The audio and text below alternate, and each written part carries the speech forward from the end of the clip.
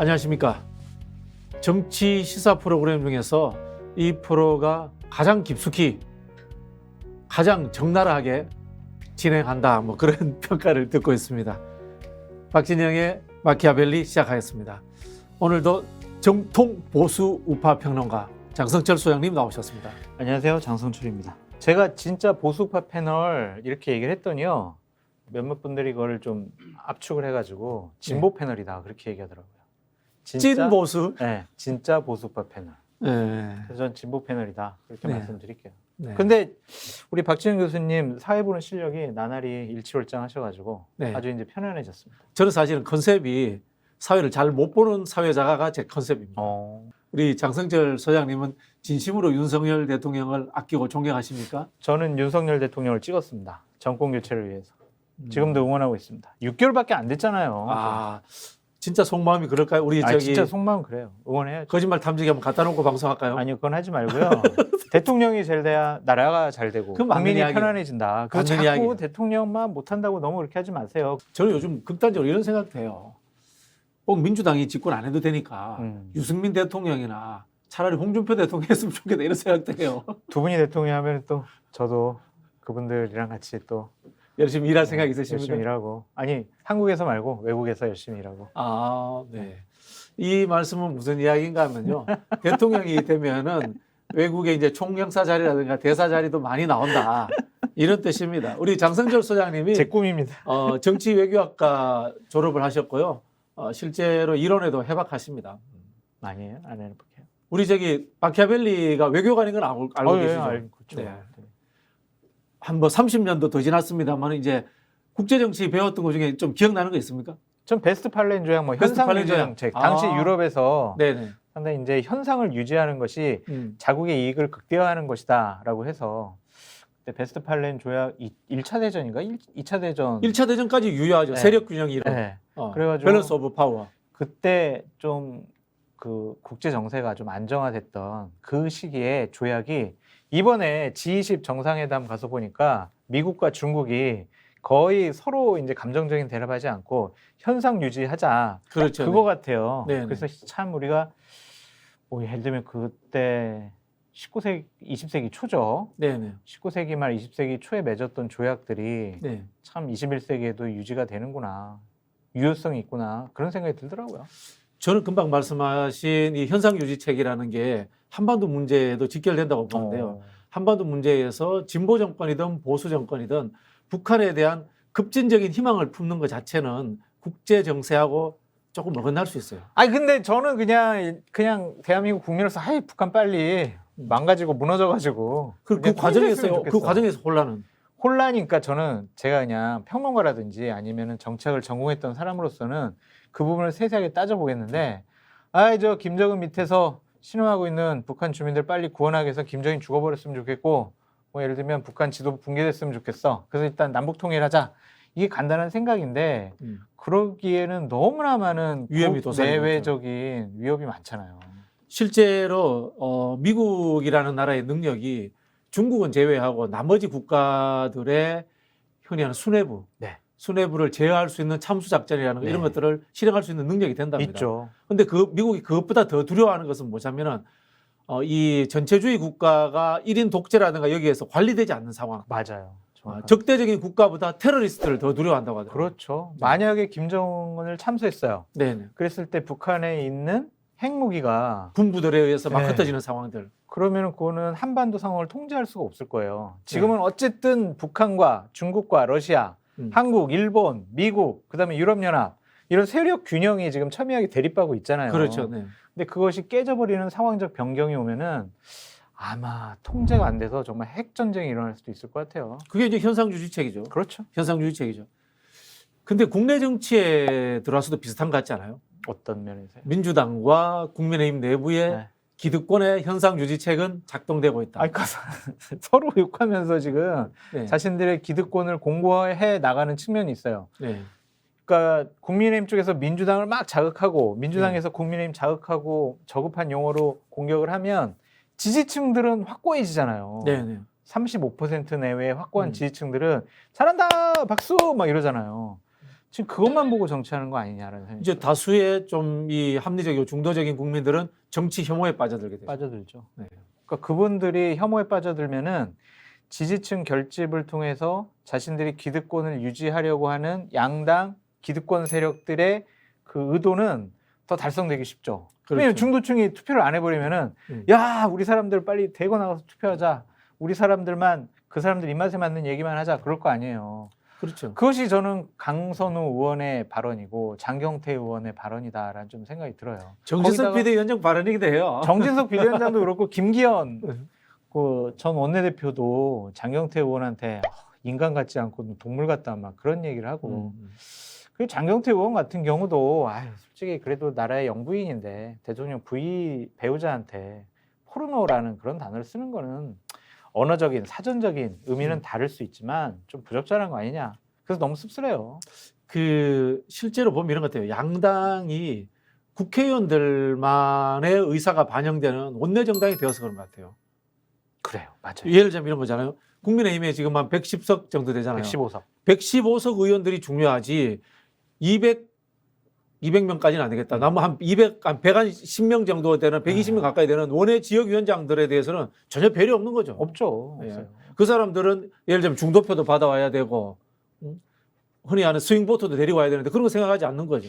그러니까 예를 들면은 국민의힘의 지역구 의원 중에 67%가 영남권 의원이에요. 네, 네. 그리고 전체 의석수의 20%는 비례대표예요. 네, 네. 그래서 국민의힘의 의석의 87%는 공천만 받으면 당선이 되는 그렇죠. 사람들로 모여 있어요. 그렇죠. 그러니까 수도권에는 17석밖에 없어요. 네네. 나머지 충청, 강원도 뭐 네네. 이렇게 좀 있지만 그렇다면은요 결국에는 진영 논리가 진영 논리가 필요합니다. 때로는. 훨씬 더 강화될 수밖에 없다. 그래서 네. 중도층이라든지 수도권에서 중도 표심을 얻고자 하는 당협위원장이나 정치인들의 목소리는 작아질 수밖에 없다. 자, 그런데 여기에 또 질문이 하나 있습니다. 네. 국민의힘처럼 공천을 열어서 낙점해버린다. 그러면은 별 문제가 없단 말이에요. 별 문제가 없는데 예를 들면 당대표가 야 중도표가 중요해. 합리적인 표가 중요해. 그래서 중도 합리적인 후보들을 공천하자. 낙점한다. 이러면 별 문제 없단 말이에요. 그럴 가능성이 없을 것 같은데요. 아니 뭐 그럴 가능성은 네. 없지만 예를 들자면 근데 예를 들어서 민주당 같은 경우에 이 개혁 성향의 지지층들이 많단 말이에요. 당원들이. 근데 민주당 대부분이 경선을 한단 말이야. 그래서 중도적인 이야기를 하는 사람들이 당원 경선에서는 불리해지는데 그럼 어떻게 해야 돼요? 그러면은 입맛에 맞는 정치를 해야 되겠죠. 그러니까 민주당도 네. 지금 이재명 당대표 측근들이 여러 가지 사법적인 리스크, 한 명은 구속당하고 한 명은 구속당할 처지에 놓여 있는데 그걸 온몸으로 방어하잖아요. 네. 솔직히 말해서 이재명 당대표의 측근들이 구속당하고 지금 수사 당하는 거는 성남시장 시절에 있었던 비의 의혹 때문에 그런 거 아니에요. 그런데 왜 당이 전면에 나서서 그거를 방어하고 옹호하냐고. 예? 정진상 전무실장 같은 사람을 옹호하기 위해서 당 공식 대변인이 일요일에도 막 3차례, 4차례나 해명 자료 내고 방어하고 그런 일이 있었습니다. 예, 최고위원들도 계속 방어하고 오늘 서영교 의원도 봐봐요. 네, 이런 부분이 있는 것 같아요. 그게 맞느냐? 검찰의 기소장도 과한 측면이 있어요. 아, 과했죠, 당연히. 예를 들자면은 정치적 공동체다 이런 표현은 법을 집행하는 이 사정기관에서 쓰는 용어는 아니거든요. 저는 그게. 박진영 교수님도 상당히 좀 이율배반적인 이중잣대를 갖고 있다. 네, 최순실, 박근혜 네. 경제적 공동체라고 했을 때 맞다라고 그랬잖아요 그때. 나는 그런 표현 쓴 적이 없어요. 없어요? 현재 쓴 적이 없고, 분들. 근데 경제적 공동체와 정치적 공동체는 상당히 달라요. 왜요? 경제적 공동체라는 것은 돈이라는 네. 이 범죄 행위가 성립되는 부분의 이야기인 거잖아요. 근데 정치적 공동체는 사실 정당도 정치적 공동체예요. 아니 분신과 측근이었잖아요. 그러니까 그건 정치적 공동체인데 정치적 공동체라고 해가지고 법률적으로 이 흔히 하는 범죄가 연결되지는 않아요. 그렇지 않으면 경제적 공동체로 가면 돈을 같이 썼다는 의미잖아. 네. 법률적인 문제에서는. 이번에 공소장이라든지 압수수색 영장을 보면 여러 가지 이렇게 해가지고 이렇게 됐다라고. 그래 과하게 써있잖아요. 이제 이 흔히 하는 말로 정진상의 기소장이냐 이재명의 기소장이냐라고 헷갈릴 만큼 과도하게 이재명 대표를 집어넣어 놓으니까 102번. 그 이제 민주당에서 그렇게 할 수밖에 없는 거죠. 사실은 뭐 저도 동의해요. 이게 민주당에서 이제 정진상 정무실장 문제는 물론 뭐 저는 이상민 의원처럼 저는 생각하지는 않아요. 꼴란 당직자 2급이니까 우리가 뭐 대응 안 해줘도 된다. 이거는 굉장히 특권의식이에요. 그분의 특권의식이고 당직자 한 사람도 중요해요. 국회의원 한 사람도 중요하지만은 이것에 이제 대응하는 자세는 정진상 실장과 그다음에 그 주위 분들이 대응하는 게 맞아요. 그럼요. 맞다고 봐요. 근데 이게 공소장이 그렇게 나오니까 한편으로 보면 이렇게 대응할 수밖에 없지 않나 이런 이해가 되긴 하는데 네. 일단 뭐 제가 이야기는 좀 엇나갔는데 네. 예를 들자면 이제 당심이냐 민심이냐 하는 부분들 사실 근데 정당은 당심을 버리고 할 수는 없잖아요. 맞아요. 그런 이야기 사실 국민의힘 쪽에서 비판 많이 듣잖아요. 우리 장 소장님도. 네. 이게 정당 정치의 현실인데 어떡하냐. 맞아요. 그런 이야기를 듣는데 이거 어떻게 극복해야 되겠어요? 극복하기가 어렵다라는 생각이 들고 일단은 권력과 기득권과 공천권을 가진 사람들이 깨달음을 통해서 우리가 당신만 쫓아서는 안 된다. 당원들만 바라보고 정치하면 안 된다. 그러한 깨달음이 있어야 될 것 같습니다. 저는 국민을 믿는 것처럼 네. 정당은 당원을 믿어야 된다고 생각해요. 근데 지금 이 당원이 오염됐으면요. 지도자들이 네. 당원이 오염되도록 그냥 두고 예를 들자면 그냥 두고 동원 시스템만 이용하려고 하는 것 같아요. 늘 끊임없이 당원을 교육하고 당원들하고 소통하면서 당원들의 의식 수준이라든가 이 흔히 하는 정치적 판단 능력이 높아질 수 있도록 교육해야 된다고 봐요. 맞죠, 그것이. 그걸 안 해요. 안 하죠. 음. 왜냐하면 당원들은 우리의 뜻과 의지에 맞는 행동을 할 거야, 선택을 할 거야 라고 자신감이 있는 것 같아요. 그리고 또 한편으로 보면은 당원이 똑똑해지면 안 된다 이런 생각하는 것 같아요. 우미나 당원 우미나 당원 정책? 우미나. 그래서 교육을 안 시켜? 그런 것 같아요. 전두환 정권 시절에 그런 비슷한 게 그것처럼? 존재하는 것 같아요. 알았어요. 그리고 법률적인 문제점 있는 거 아세요? 어떤요? 우리나라에서 민주 시민 교육을 정당이 못해요. 왜요? 법적으로 못하게 돼 있어요. 정당법에. 그럼 누가 하는지 아세요? 선관위가 해요. 그래서 선관위에서 당원 교육하는구나. 선관위에서 당원 교육. 그래서 제가 얼마 전에 네. 한 당원에 가서 교육을 했는데 네. 제가 교육하고 뒤에 꼭 선관위 직원이 네. 2차적으로 교육을 하더라고. 그렇죠. 그래서 네. 그래서 그랬구나. 제가 그 교육에 자주 불려다녔거든요. 거기 가서 늘 하는 이야기가 뭔지 압니까? 선관위 없애야 됩니다. 이 이야기를 늘 합니다. 대한민국 선관위가 전 세계에서 제일 큽니다. 그러니까 선관위 필요 없는데 솔직히 이렇게 이게 상설 조직으로는 필요 없을 것 그렇죠. 같아요. 이 선관위가 왜 우리나라는 헌법기관이잖아요. 헌법기관으로 독립조직으로 만들어졌냐면은 87년도에 개헌하면서 그 전에 공직사회가 여당에 의해서 막 동원되고 했잖아요. 그걸 막기 위해서 선관위라는 헌법기관으로서 독립기관을 만들었는데 지금 대한민국 공직사회가 그렇게 이용당하지는 않잖아요. 그죠? 그리고 선관위가 솔직히 문재인 정권 하에서 사무총장하고 선관위원장 다 오염이 됐지. 선관위 뭐 상임 부위원장 같은 경우에 문재인 대통령이 본인 경선 캠프에 특보 같은 사람을 거기 부위원장 시키고 선관위 그렇게 정치 위원 문제지. 그 이제 실제로 우리가 흔히 하는 게 자꾸 이제 그런 식으로 하면 논점이 그리고 다 끝까지 가야 돼. 제가 하는 이야기는 이건 거예요. 대한민국 공무원들이 특정 정당이나 대통령이 시킨다고 해서 거기 가서 찍고 그다음 줄 서고 할까요? 안 하죠. 안 그러잖아요. 그러면은 세종시에서는 여당 몰표가 나와야 돼요. 그렇죠. 절대 그렇지 않잖아요. 맞아요. 그런 거 생각하면은 선관위가 필요 없는 거예요. 현재 상황에서는. 그냥 위원들만 공정하게 존재하고 선거 시절에 파견받아서 하면 되거든요.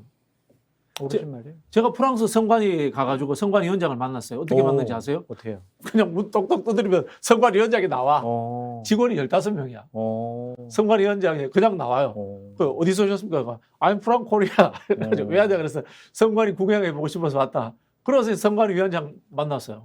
직원 15명. 거기는 뭐 장관급이에요? 거기도 장관급이에요. 장관급은 장관급인데 조직은 상당히 조직은 15명이 있는 거예요. 하긴 선관위를 참 선거가 뭐 네. 2년에 한 번 이렇게 열리는데 평상시에 상설 조직으로 두는 거는 좀 예산 낭비가 아니냐는 생각도 드네요. 그렇죠. 그 선관위 직원들이 갑질해요 지역에서. 엄청. 선관위가 있으니까 뭐냐면 일상적 정치 활동이 규제받잖아요. 맞아요. 법률적인 규제를 받으면 되는데 그렇죠? 네. 잘못된 정치 활동을 하면 뇌물 받거나 아니면 어디 법을 위반을 해가지고 뭔가 모임을 만든다. 그런 것들 법률적으로 정치 활동에 대해서 규제를 해버리는 거예요.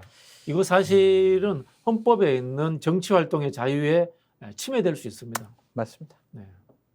그래서 개헌한다면은 선관위 없애는 걸로. 선관위를. 네. 그러시죠. 그리고 또 그거 아세요? 선관위라든가 대부분의 조직들이 위원들이나 구성원들이 법률가들이에요. 맞네. 네. 야, 그럼 사법부에 있던 사람들이 자신들의 어떠한 직장의 폭을 넓히기 위해서 선관위를 만들었나 그럼? 그런 측면도 그런 존재하고 헌법재판소가 있는 나라도 있고 없는 나라도 있거든요. 선진국의 헌법재판소 구성원들 주로 누가 하는지 아세요? 누가요? 정치학자들이에요. 학자들이 많아요. 근데 재판을 하는데 학자들이에요? 법률적인 판단은 어떻게 얻어요? 헌법은 가치 판단이거든. 음. 가치 판단하는 곳이거든, 헌법은. 하긴 뭐 복잡하게 할 필요는 헌법이 없다. 그 형사법적인 법률 위반을 판단하는 게 아니고 가치 판단이 우선이거든요. 자, 국정조사 왜 안 되고 있습니까, 지금? 첫 번째 다수설. 대통령이 하지 말라고 했으니까 소수설. 네. 뭐 수사를 지켜보자. 네. 그냥 그런 원론적인 거죠. 또 하나의 소수설, 뭐예요? 이재명 방탄설. 아니 근데 국정조사 한다고 이재명 방탄을 어떻게 해요? 그런 좀 차원이 다른 문제지. 차원이 다른 문제입니까? 네. 아니 국정조사를 실컷 해요. 참사에 대해서. 네. 그거랑 이재명 당대표의 사법 리스크를 어떻게 이거를 희석시키거나 방어를 할 수가 있냐고. 나는 국민의힘 쪽에서 이러한 논리를 얘기하는 것 자체가 이해가 되지 않고 네. 네. 자신들이 논리나 명분이 궁색하다라는 자기 고백이 아니냐라는 좀 생각이 듭니다. 근데 국정조사 해야죠. 근데 저는 지금 바로 시작하는 거는 반대예요. 네. 네. 왜냐하면 경찰의 조사가 일단 진행되고 있으니까 경찰 조사가 1차 결과가 나왔을 때 네. 미진하거나 아니면 뭔가를 감추려고 하거나 음. 아니면 행안부 장관 같은 사람을 보호하려고 했거나 그래서 제대로 실체 사건을 규명하지 못했을 때 그때 국정조사 해야 된다고 생각이 들거든요. 왜냐하면 158명이 죽었잖아요. 그렇죠. 국회가 가만히 있냐고요. 아니 실제로 생각해보면 이거잖아요. 국회가 행정부는 어떻게 수사하는 거지만은 국회라고 하는 것은 행정부를 견제하고 감시하는 기관으로서 행정부의 진행과 별개의 문제로 자기들 프로세스가 있어야 되는 거 아닌가요? 아니 그리고 국민을 위한 또 뭐 국민의 뜻에 맞는 정치를 하는 게 의원들의 역할 아니겠어요? 국민이 죽었잖아요. 근데 네. 가만히 있냐고요. 그럼 둘이 정쟁만 해. 명단 공개해라, 공개하지 마라, 뭐 이 얘기만 해. 이게 말이 되냐고. 그러니까 국정조사 해야 되는데 제가 봤을 때 일단 24일 날 본회의 때 국정조사 이거를 본회의에 올린다고 하잖아요. 네네. 그때까지는 아마 경찰에서 1차 조사 결과가 나오지 않을까? 그거 끝나고 나면 네. 국정조사는 해야죠. 특검도 하고 네. 사건의 원인 제대로 밝혀야죠. 근데 지금 왜 국민의힘은 반대하고 있을까? 아니, 대통령이 하지 말라고 그러잖아요. 대통령이 생각이 뭐예요? 야 경찰 조사하고, 그 다음에 검찰 조사하고 그게 국민의 뜻이야. 국정조사 안 돼. 뒤에는 제가 뭐 지어낸 말이지만 경찰 조사하고 검찰 조사하자. 수사를 통해서 밝혀야지 왜 국정조사를 하냐. 그럼 대통령이 국정조사를 반대하는 이유는 뭘 숨기고 싶어서 있는 게 있어서 그런 겁니까? 아니면은 스타일입니까? 첫 번째는 국회의원들 니들이 뭘 할 줄 알아. 그거 같아. 야 수사는 검찰이 제일 잘해. 니들이 뭘 조사할 수 있어. 하는 거 보니까 맨날 말싸움만 하더만. 그래서 정치인들을 못 믿는다. 네. 정치인들이 뭔가를 밝힐 능력과 뭐 자질 이런 것들이 안 된다라고 생각을 하는 것 같아요. 그러니까 무시하는 것 같아요. 이거는 검사 출신의 엘리트주의가 작동하고 있네요. 어떻게 보면. 그렇게 봐야죠. 그렇게 보고 또 하나는 정무적으로 봤을 때 국정조사를 하게 되면은 또 뭐 한 60일 이상 계속 조사하고 관련자들 국회 불러서 증언도 듣고 막 이러잖아요. 그럼 이 참사 분위기가 계속 갈 거란 말이에요. 그거는 대통령으로서는 되게 부담스러운 거겠죠. 그러니까 그걸 좀 끊어보자. 경찰 수사하고 있으니 검찰 수사하고 있잖아. 가만히 있어. 그냥 이렇게 좀 뭔가를 감추려고 하는 거 아니냐라는 생각이 듭니다. 정치적으로 밀리면 안 된다. 그 생각도 있는 것 같고요. 근데 민심이 국민의 여론이 야 국정조사라도 해야 돼 60% 넘으면 국민의힘 또 대통령실 어떻게 이걸 계속 거부할 거냐고요. 그래서 국민들이 원하면 결국엔 국정조사 할 수밖에 없다. 국민의힘 의원들도 공식적으로는 외부적으로는 공개적으로는 국정조사 안 돼요. 안 해요. 이러지만 결국에는 국민이 원하면 해야죠. 그리고 내부적으로는 국정조사 우리가 할 수밖에 없지 않아? 그런 분위기도 많이 있고요. 지금 이제 김진표 국회의장은 여야가 합의 와라. 뭐 그런 입장이에요. 현재까지는. 근데 이게 어쨌든 김진표 의장이 과거 당적은 민주당입니다. 그렇죠. 민주당인 상황에서 우리 장성철 소장님이 이야기하시는 것처럼 국정조사를 해야 된다는 여론조사가 한 60% 정도 나온다. 넘으면. 그럼 어떻게 김진표 의장이 김진표 의장은 지금 원론적인 얘기 하는 거죠. 국회의장이 형식적인 중립을 취해야 될 거 아니에요. 네네. 그럼 만약에 지금 니들 합의 안 하면 내가 24일 무조건 내가 단독 상정한다. 직권 상정할 거야. 그러니까 뭐 합의하든 말든 상관없어. 이렇게 할 수는 없잖아요. 대화 타협 조정을 해야 하는 국회의장으로서. 본인은 대화 타협의 조정을 최대한 하는 척한다. 그렇죠. 원론적인 얘기를 하는 거죠. 그러니까 이거는 그냥 원론적인 수사로 레토릭으로 들으시면 될 것 같아요. 큰 의미 없어요. 24일 날은 어쨌든 이런 상황을 국민의힘 지도부도 알고 있지 않겠어요? 알고 있겠죠. 근데 민주당이 단독으로 막 처리한다고 생각을 해봐요. 네. 그거는 또 국민의힘으로서는 나쁘지가 않죠. 첫 번째, 이 참사도 정쟁에 이용하는 민주당 나빠요라고 할 수가 있고 실효적으로도 솔직히 여당이 참여하지 않는 야당만의 국정조사가 뭘 할 수 있겠어요. 근데 이런 이야기 다 하시고 네. 현장 조사도 못 할 거예요. 예를 들면 경찰청 갔어요. 네네. 야, 경찰청장 나와. 그리고 거기 관련자들 다 나와. 그리고 자료 내놔. 안 내놔요. 그냥 간담회장 같은데 차 한 잔 먹고 가시라고 그럴 거고 국회로 증인으로 불러요. 예를 들면 뭐 경찰서장, 뭐 소방서장, 청장, 행안부 장관 안 나와요. 아니 공무원은 나와야 돼요. 안 나와. 대상이 나와야 돼요. 안 나오겠지. 법적으로 문제돼요. 안 나와. 아니 법적으로 문제 되더라도 여당이 나가지 말라면 안 나갈 거고 또한 나가봤자 아주 수사 중이라서 저 드릴 말씀이 없습니다. 이럴 거 아니에요. 그러니까 이게 실효성도 없어. 그래서 여당은 무조건 참여하는 국정조사가 실체적인 조사를 위해서는 필수적인 덕목이다라고 말씀드립니다. 근데 반대가 붙어있어요. 어떤? 뭐 예를 들면 뭐 정쟁이라고 비판할 수는 있겠지만 국정조사 대상자와 방법이 민주당 마음대로 정할 수 있어. 역으로 치면. 네. 그러면은 모든 국정조사장에 국민의힘이라든가 정부 여당을 비판할 사람들 막 골라서 줄 세워서 확 앉힐 수도 있는 거예요. 뭐 그런 상황도 또 가능해지는 거예요. 아니 뭐 그럴 수야 있겠지만 네. 그게 사건의 실체를 밝히는데 얼마나 도움이 되겠냐고요. 물론 국민의힘 나빠요. 대통령실 무능력해요. 정말 참사의 책임은 행안부 장관이에요. 뭐 이런 얘기를 할 사람들은 모을 수 있겠지만 네네. 이게 얼마나 또 국민의 공감대를 얻을 수 있을까? 근데 정부 측 관계자들은 안 나갈 가능성이 높아요. 예를 들면 나오지 않게 나오는데 제대로 대답을 안 하겠죠. 아니 병원에 입원을 해. 병원에 입원을 나는 병원에 입원해서 병원 가가지고 난 못 나와요. 어떡할 거냐고. 아프다는데 어떡할 거냐고. 그러면은 지금 여야의 원내대표가 이제 이 협상을 하고 있을 거 아닙니까? 협상을 하고 있는 상황에서 국민의힘 내에 이 국정조사에 대해서 어쩔 수 없이 받아야 된다라고 생각하는 분들이라든가 이런 분들이 지금 해야 할 일은 뭐 어떤 일을 해야 할까요? 원만하게 여야의 합의에 의해 가지고 진실 규명과 재발 방지책을 만들 수 있는 상황으로 가려면 가려면은 기본적으로 대통령의 전화기에서 국민의힘 의원들의 전화번호를 다 지워버려야 돼요. 전화해가 야 매가리 없이 니들 말이야 행안부 장관 지키지도 못하고 야 이용 너 잠깐 들어와. 그래가지고 야 국정조사를 받아? 야 내일 가가지고 원내 뭐지 의원총회 때 주호영 제대로 까 한번. 그 이용 그대로 하잖아요. 뺏어야 된다니까 전화. 메가리라는 표현은 그 장제원 의원 말은 대통령이 안 쓰는 표현이라던데요. 장제원 의원이 뭐 지가 뭐 같이 다녀봤어요. 장제원 의원이야 뭐 대통령 보호하려고 하는 거지. 그러니까 그런 사람들 저는 간신이라고 생각해요.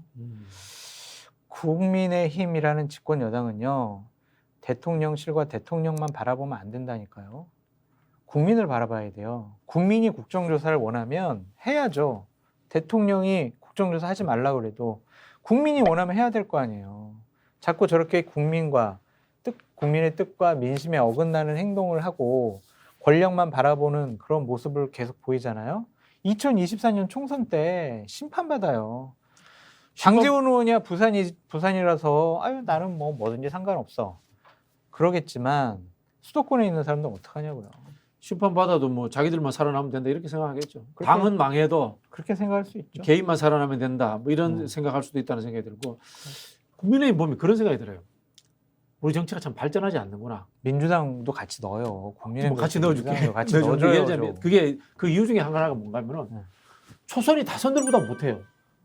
그 이유가 있잖아요. 초선이 다선들보다 개혁적이지 못하고 초선이 다선들보다 좀 더 자기 내부에 대해 가지고 합리적인 비판이라든가 객관적이지 못해요. 공천만 받으면 당선이 되니까. 공천만 받으면 당선이 돼요. 권력자들한테 딸랑딸랑 하는 거죠. 큰 정치를 하겠다는 꿈은 없는 거죠. 어떻게 보면. 우리가 정치인들 처음 보면 딱 깜이라는 게 보이잖아요. 깜. 저 사람은 뭐 국회의원 한번 해볼 깜이야? 저 사람은 당대표 깜? 아니면 저 사람은 잘만 키워보면 대통령 깜이네? 딱 보면 견적이 나오잖아요. 예를 들면 홍준표 처음 등당했을 때. 그렇죠. 그럴듯했어요. 그다음 네. 뭐 남원정, 오세훈. 그렇죠. 그 사람들 다 뭐 시장도 하고 도지사도 하고 네. 대통령 후보도 하고 그러잖아요. 네네.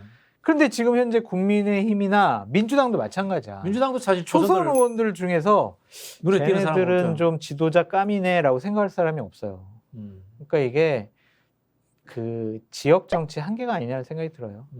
그냥 내가 꽂으면 당선되는 지역에 말 잘 듣는 초선들을 공천을 했단 말이에요. 그러니까 권력만 바라볼 수밖에 없죠. 나 한 번만 더 공천받으면 나는 이제 재선이다. 그 생각만 가질 거 아니에요. 그리고 비례대표들은 야, 나 좋은 지역구 공천받으면 나는 이제 또 재선이다. 그러니까 그게 비극인 것 같아요. 김웅 의원 같은 사람은 어때요? 그 다음에 공천 받을 수 있겠어요? 그 지역에서 지금 강남 3구 중에 하나인데. 현실적으로 국민의힘의 분위기에 의하면 못 받을 가능성이 있죠. 근데 그 사람은 이제 검찰 출신이고 또 윤석열 대통령과의 어떤 친분도 있고 또 이제 뭐지? 그 무슨 사주 있잖아요. 뭐 고발 사주. 네, 그거 고발 사주 관련해서 거기도 걸려 있으니까. 윤석열 대통령과 뭔가 이제 끈이 있을 것 같아. 그리고 또 중요한 게 목소리 큰 사람은 그래, 너 비윤? 목소리 커? 상징적으로 너는 그냥 몇 명 살려줄게. 이런 것도 있잖아요. 근데 그 밑에서 이제 목소리 없는 비윤들이야 날아가겠지 뭐. 배현진 의원은 어떤 것 같아요? 배현진 의원은 살아날 가능성이 높지 않겠어요? 지금 저렇게 충성맹세를 하고 있는데 네. 이상민 장관에 대해서도 어제 보니까 예결위에서 엄청 옹호를 하던데. 아니 예를 들자면 최근에 정미경 전 의원이 방송에서 나와서 하는 멘트는 보면은 이미 이제 이준석 어머니 그만두고 네, 친윤으로 돌아선 것 같단 말이야. 그렇죠. 그런 분위기를 한 두세 달째 방송을 했단 말이에요. 그렇죠. 근데 지금 추가 공모 지역이 됐어요. 지역 현장.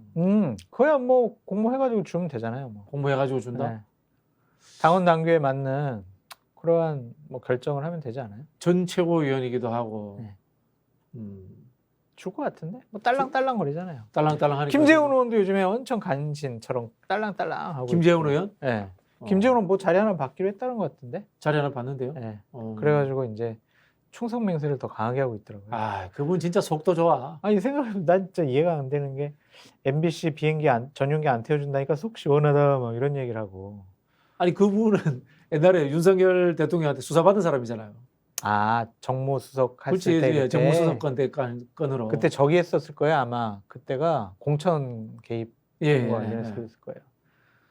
수사 받은 사람을 뭐 대통령 됐으니까 뭐 딸 예. 아부해야죠. 저처럼 정치 안 할 사람들이야 그냥 막 아부도 안 하고 아, 막말하는 그럼 우리 장 거지. 소장님 혹시나 현장 정치에서 국회의원이라도 한번 돼야 되겠다 이런 생각 전혀 있으면 없습니다. 아부했을 거예요? 당연히 아부하죠. 아, 결사적으로 옹호하고 다니지 막. 근데 저는 그런 꿈이 없어요. 음. 그러니까 상식적이고 합리적인 판단을 하느냐. 물론 뭐 국민의힘 지지자들 보기에 저는 막 개새끼 소새끼겠지만 그래도 저는 상식적인 판단을 하고 있다고 생각이 들거든요. 왜냐하면 여야 가릴 거 없이 잘못된 행동에 대해서는 잘못했다고 비판해야지.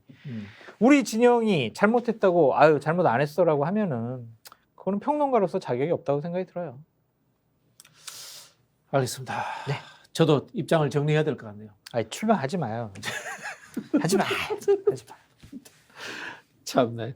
결국 국정조사는 할 수밖에 없겠죠, 그죠? 저는 뭐 할 수밖에 없는데 그건 네. 시점의 문제고 꼭 여당이 참여해야 된다.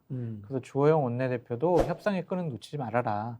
그리고 대통령을 오히려 설득을 해라. 이 국정조사 해야지. 안 그러면은 진짜 세월호 참사가 처음에 제대로 진상규명 안 됐다고 하니까 거의 7년, 8년 가잖아요. 진상규명 해야 된다고. 그러니까 이거는 확실하게 진상규명 하는 것이 맞다라고 말씀드립니다. 네. 뭐든지 다 해라.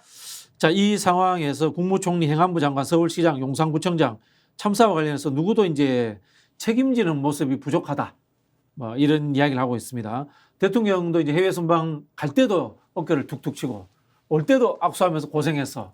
이 정도 하셨으면은 안 자를게 경질 안 해. 너 야. 있지 정부 차원의 재난안전관리 대책을 위한 TF팀에 네가 팀장이 돼가지고 재난관리 시스템을 새롭게 짜. 제도화해. 이런 신임을 준 거라고 보여지는데 부적절한 것 같아요. 예를 들면은 참사를 미연에 방지하지 못했잖아요. 행안부 장관으로서. 그리고 참사가 벌어지고 난 다음에 부적절한 언행으로 국민적인 지탄의 대상이 됐잖아요. 그런 사람이 어떻게 앞으로 제도적인 개선을 할 수 있는 능력을 보여줄 수 있을 것이냐라는 생각이 듭니다. 네. 우리가 월드컵에 나가요. 월드컵 예선에서 간신히 나갔어요. 정말 초호화 맨발을 가지고. 네. 그런데 그 사람이 제대로 된 성적을 못 거뒀는데 다른 나라가 못해가지고 우리가 월드컵 본선에 나가게 됐어요. 그 사람을 계속 감독으로 두는 게 맞느냐 따져봐야 될 것 같아요. 저는 이상민 장관은 공직자를 할 능력도 안 되지만 자격도 안 된다. 자질도 안 된다. 그렇게 말씀드려요. 그러니까 최소한 이런 참사, 재난관리를 못한 주무부처 장관이라면 최소한 사의 표명을 해야 합니다. 그렇죠. 사의 표명 안 하잖아. 그렇지 뭐 그대로 뭐 있으면서 해결해 이렇게 하더라도 본인은 사의 표명해야 되거든. 그럼 뭐 대통령이 그게 또 양심이죠. 뭐 다시 한번 재신임 하든지 그래야 되는데 사의 표명 안 하는 것도 말이 안 되고 국무총리는 맨날 신문이나 보고 있고 이 나라가 어떻게 되려고 하는지 모르겠어요. 진짜 한심해요. 아유, 난 문재인 정권 그렇게 비판했는데 진짜 윤석열 정권의 이 공직자들 비판하지 않을 수가 없습니다. 그러면은 자 지금 대통령의 용인술 문제인데 대통령이 어떤 식의 용인술을 해야 된다고 보세요? 총리 문제라든가 장관 문제라든가 자 우리가 이제까지 나왔던 뭐 검사 출신들 적게 써라 측근들 적게 써라 이런 거 외에 예를 들면요. 네. 나는 유승민이 싫어. 네. 근데 유승민이 되게 국무총리 역할이나 기재부 장관 역할 되게 잘할 것 같아. 경제학자로서 능력이 있는 것 같아. 그런 사람 데려다 쓰라는 거예요. 네? 이상민 장관 되게 아끼는 동생이에요. 후배예요. 근데 이 사람 판사잖아요. 행안부 정치 안 해봤잖아요. 안 해봤죠. 그런 사람 어떻게 행안부 장관을 시키냐고요. 그럼 잘못된 용인술이죠. 권력이라는 것, 공적인 임무를 국민들로 부여받은 것은 나의 사적인 이익이나 사적인 사람들을 내가 원하는 자리에 채워주는 게 그게 공직 대통령이 할 역할은 아닌 것 같아요. 권력을 휘두르는 올바른 태도는 아닌 것 같습니다. 인재를 넓게 쓰시라. 이제 넓게 써라. 국민의힘 내부에서 정치인 출신 장관에 대한 평판은 어때요? 뭐 권영세 원희룡, 장관이라든가 권영세잖아요. 원희룡 장관. 예. 통일부 장관이야 뭐 특별히 특별한 할 게 거. 없고 국토교통부 장관이 원희룡 장관이야 뭔가 발표를 막 하잖아요. 집값 안정대책 GTX요 뭐 어디에서 뭐 KTX 뭐 사고 나면 가서 1월밖에 목소리만 높이는데 택시 문제 하나 제대로 해결하지 못하는 거 보고 전 좀 실망해요. 결국에는 요금만 올렸잖아요. 요금 올리지 않고 택시 부족 문제를 해결하는 게 능력 있는 거지. 네. 요금 올려가지고 뭐 돈 많이 줄게 택시 많이 와서 운전하세요. 그거는 능력 있는 모습은 아닌 것 같아요. 알겠습니다. 네. 마지막으로 뭐 이게 중요한 문제긴 한데 저희가 이야기하기는 좀 그래서 짧게 하나 짚고 넘어가겠습니다. 대통령의 이제 언론관 문제 이 부분에 대해서는 어떻게 생각하세요? 저는 MBC 갈 때 MBC 탑승 거부 문제가 있었고 올 때 이제 특정 언론사만 불러서 면담을 했다. 더 중요한 문제가 있잖아요. 더 중요한 문제죠. 취재 제한. 취재 제한. 그러니까 일본과 정상회담, 네. 미국과의 정상회담, 중국과의 정상회담. 근데 다 그 외국 그 정상들도 동의를 해줬다던데요. 동의를 했더라도 네. 근데 일본 수상이라든지 미국 바이든 대통령은 나와서 브리핑이라도 했잖아요. 자, 우리 이렇게 했고요, 저렇게 했고요. 근데 그런 얘기 없이 그냥 문서화된 브리핑 자료를 갖고 기사를 써라. 영상도 우리가 제공한 걸로 써라. 순방 기자들 왜 따라가요? 그 자료 갖고 여기서 쓰면 되지. 전용기 타보고 싶어서. 전용기 타고 싶어서.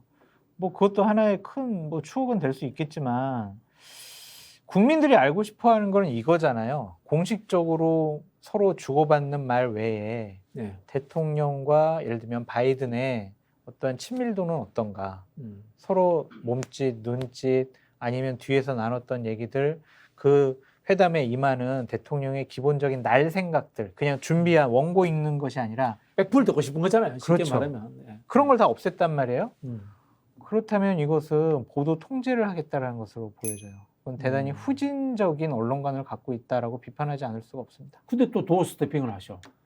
도스텝은 본인이 하고 싶은 말만 하고 듣기 싫은 말, 하고 싶지 않은 말은 하고 가버리잖아요. 그래서 언론을 보는 시각이 상당히 좀 잘못된 것이 아니냐라는 생각이 들고, 빨리 대변인부터 임명하세요. 지금 3개월째 대변인을 임명 안 하는 거는 아 대변인이 없군요. 그러고 없어요 보니까. 지금. 그러니까 대변인부터 임명 안 하는 거는 문제가 있다. 이재명을 부대변인을 대변인으로 승격을 시켜주든지 뭐든지 해야지. 이재명은 학교가. 아니, 이재명 부대변인 예, 이재명 부대변인 학교 간다고요? 아니 저기 뭐야 그 대학 대학 간다고? 특정 대학 선호하신다면서요, 대통령께서. 아, 거기 예. 서울대법대가 아니에요? 예. 아니 그렇더라도 어쨌든 대변인 빨리 좀 임명하시는 게 좋을 것 같아요. 네. 그거 자체가 기자들 보는 눈, 언론을 보는 관점이 이게 그냥 뭐 내가 하는 얘기 그냥 알아서 해. 그냥 이런 쉽게 생각하시는 것이 아니냐라는 비판을 받을 수 있을 것 같습니다. 우리 장성철 소장님은 지금 방송에서는 윤석열 대통령에 대한 기대감을 아직도 이제 놓지는 않고 계시네요. 아니 그럼요. 왜냐면 6개월밖에 안 지났고 저도 1년은 지나봐야 되지 않을까. 사실은 몇 달 전만 해도 올해 12월 달까지는 지켜보자고 했는데 네. 이제는 좀 1년은 뭐 12월 달까지는 안 될 것 같고 1년은 좀 지켜봐야 될 것 같은데 언론이라는 거는요 공개와 같은 거예요. 공공재예요. 개인이 대통령이 됐다고 권력을 잡았다고 내 마음대로 할 수 있다라는 것은 대단한 착각이다라고 말씀드립니다. 사실 실력이 없다면 차라리 당과 관료 사회에 주도권을 넘겨주는 것도 좋지 않겠나 그런 생각이 들어요. 저는. 그러면 또 압수수색하고 검찰 수사를 통해서 뭐 그런 거나 열심히 하시든지. 네. 네. 그래서 참 빨리 정치인으로 와주셨으면 좋겠습니다. 정치가 주도하는 정치가 돼야 되는데 참 깝깝하다는 생각이 깝깝해요. 듭니다. 네. 예, 아직도 뭐 기대감을 놓치지 않는 것처럼 이야기하시는 장성철 소장님과 마키아벨리 이야기. 나도 좀 살자. 나도 좀 살아야지. 자, 감사합니다.